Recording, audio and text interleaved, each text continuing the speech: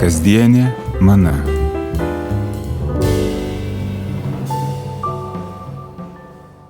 Čia Mindaugas Pikūnas, o jūs klausotės kasdienės manos. Dievas Biblijoje yra vadinamas daugybė vardų. Pavyzdžiui, Naujajame testamente Jėzaus vienas iš vardų yra žodis. Kiek keistas vardas, sutinku, tačiau tokio vardo tikslas nėra suteikti tapatybę asmeniui, o greičiau atskleisti jo misiją. Apaštalas Jonas savo evangeliją pradeda tokiais žodžiais. Pradžioje buvo žodis. Tas žodis buvo pas Dievą ir žodis buvo Dievas. Jis pradžioje buvo pas Dievą. Per jį visa atsirado ir be jo neatsirado nieko, kas tik yra atsiradę. Jono Evangelija, 1 skyrius, 1-3 eilutės. Čia Jėzus yra vadinamas žodžiu, kuriuo viskas buvo sukurta. Ir skaitant pradžios knygoje pasakojama apie pasaulio sukūrimą, darosi aiškiau, kas vyksta, kai Dievas taria ir viskas, kas sumanyta Dievo galvoje, atsiranda. Tai, kad Jėzus yra vadinamas žodžiu, leidžia suprasti ne tik, kaip buvo kuriamas pasaulis, bet ir tai, kas turima omeny, kai Biblijoje vis rašoma apie tai, kaip Dievo žodis aplanko pranašus ar karalius, ar paprastus žmonės. Galima daryti išvadą, kad Dievo žodis arba Jėzus buvo ir tas tarpininkas tarp Dievo ir žmogaus, kuris nužengė iš dangaus, kad apreikštų Dievo valią ir jo charakterį. Su šiuo vardu yra susijęs ir kitas Jėzaus vardas – išmintis. Apaštalas Paulius rašė: žydai reikalauja stebuklų, graikai ieško išminties, o mes skelbėme Jėzų nukryžiuotąjį, kuris žydams yra papiktinimas, pagonims kvailystė. Bet pašauktiesiems tiek žydams, tiek graikams mes skelbėme Kristų, kuris yra Dievo galybė ir Dievo išmintis. Pirmas laiškas Korintiečiams, 1 skyrius, 22-24 eilutės. Na, kad Jėzus yra išminties šaltinis, gal nieko per daug ir nenustebins, tačiau šią išmintį radus Senajame testamente tampa aiškiau, ką tokia metafora komunikuoja. Patarlių knygoje randu visą skyrių, kuris yra skirtas ne pasidalinti išmintingomis įžvalgomis apie gyvenimą, o svarbiomis įžvalgomis apie pačią išmintį. Argi nešaukia išmintis, ar nekelia supratimas savo balso, rašoma patarlių knygoje. Ant kalvų, palei kelią, kryžkelėse atsistoja priešais miesto vartus, prie įėjimo į vartus šaukia: žmonės, aš jūs šaukiu, mano kvietimas yra visai žmonijai. Neišmanėliai, mokykitės apdairumo, bukapročiai, imkitės proto. Klausykitės, nes kalbėsiu apie kilnius dalykus, iš mano lūpų ateis kas teisinga, mano burna tars tiesą, nedorumas yra pasibjaurėjimas mano lūpoms. Visi mano burnos žodžiai yra teisūs, juose nėra nieko sukto ar iškraipyto. Visi jie aiškus žmogui, kuris supranta, teisingi išprususiam žmogui. Imkite mano pamokymą, užuot ėmę sidabrą, ir žinojimą, užuot ėmę gryną auksą. Juk išmintis yra vertingesnė už brangakmenius, jokie rinktiniai turtai negali su jie lygintis. Aš išmintis, gyvenu kartu su protingumu ir įgyju sveiko proto išmanymą. Pagarbiai bijoti viešpaties yra nekęsti to, kas pikta, puikybės, įžūlumo, blogo elgesio ir suktos kalbos nekenčiu. Turiu gero patarimo ir sveikos nuovokos, turiu supratimo, turiu jėgų. Per mane karaliai viešpatauja ir valdovai leidžia teisius įsakymus. Per mane didžiūnai valdo ir kilmingieji, visi teisūs valdytojai. Aš myliu mane mylinčius, mane stropiai ieškantys mane suranda. Aš turiu turtus ir garbę, išliekantį lobį ir gerovę. Mano vaisius geresnis už auksą, net gryniausia, o pelnas, kurį duodu, vertesnis už rinktinį sidabrą.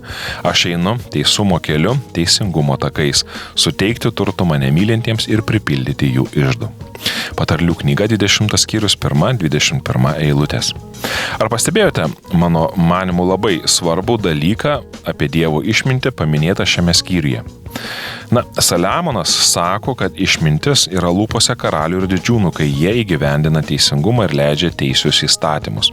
Čia nesakoma, kad ji yra tikinčiųjų žmonių lūpose. Išmintis, panašiai kaip ir Jono Evangelijoje minimas žodis, yra arti kiekvieno, kuris jos trokšta ir yra atviras jos įtakai. Ji yra prieinama visiems, nes šaukia mieste, kryžkelėse, prie miesto varto ir prie kiekvieno žmogaus durų. Ja gali surasti visi, kurie jos stropiai ieško. Ji, kaip ir anksčiau minėtas Dievo žodis, kalba Visada. Ir ji, jei pastebėjote, yra pateikiama kaip asmuo, kuris Naujajame testamente yra aiškiai įvardinamas. Išmintis yra Jėzus. Tačiau Saliamonas čia nebaigia. Po muzikinės pertraukos paskaitysime daugiau, ką Saliamonas nori pasakyti apie šią Dievo išmintį. Kasdienė mana.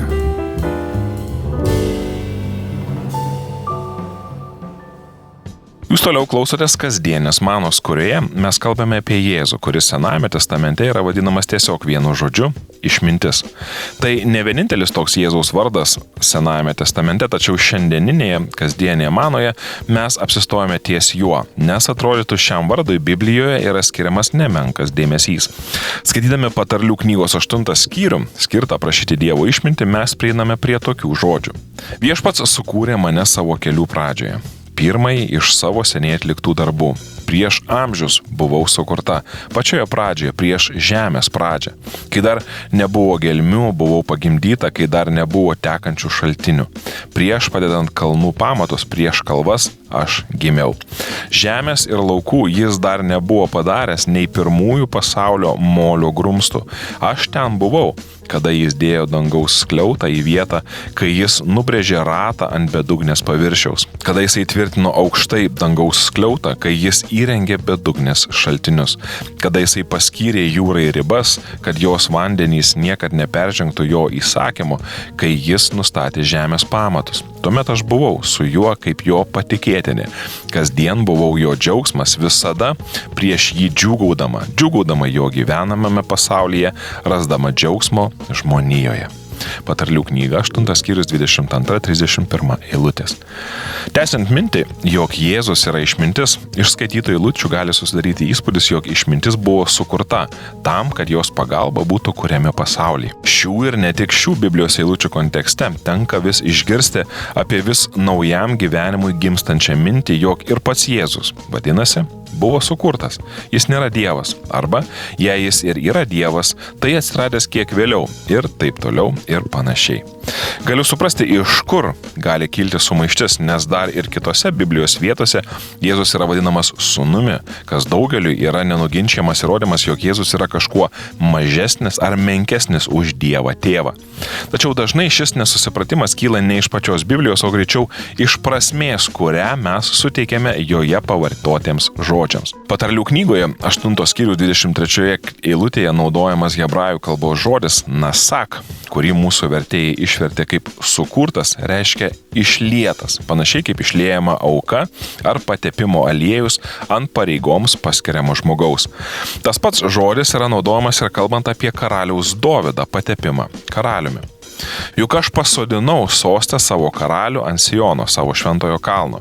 Aš paskelbsiu viešpaties įsaką.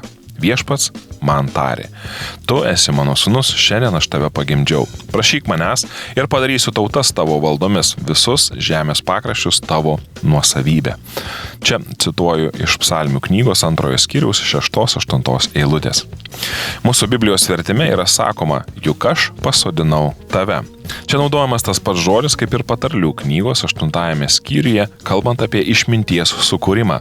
Dovydas negimė tą dieną, kai buvo paskelbtas karaliumi. Greičiau tą dieną jis gimė kaip karalius. Jis buvo pristatytas visai tautai kaip Dievo sūnus, kuris dabar vykdys jam paskirtą išskirtinę ir unikalią pareigą.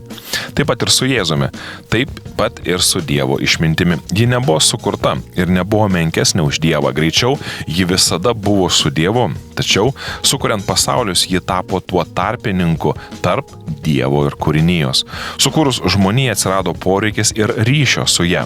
Kaip Dievas liks prieinamas ir atviras savo kūriniams? Biblija vaizdžiai sako, kad tą dieną, kai iškilo šis poreikis, buvo sukurta išmintis, gimė žodis. Anksčiau to poreikio nebuvo, nes dieviškojoje trejybėje vyravo tobulas supratimas. Sukūrus pasaulius buvo sukurta, jei tai galima pasakyti, bendravimo sistema, kurios autorius ir įgyvendintojas buvo Jėzus.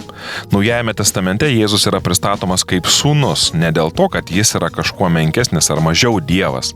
Lyg toks dalykas iš viso egzistuotų, o greičiau dėl to, kad jis yra vienintelis ir tinkamas Dievo meilės žmogui apreiškimas. Apaštalas Paulius rašo, vienas yra Dievas ir vienas Dievo ir žmonių tarpininkas, žmogus Kristus Jėzus, kuris atidavė save kaip išpirką už visus, tai paliudydamas nustatytų laiku. Pirmas laiškas Timotiejui, 2 skyrius 5-6 eilutės.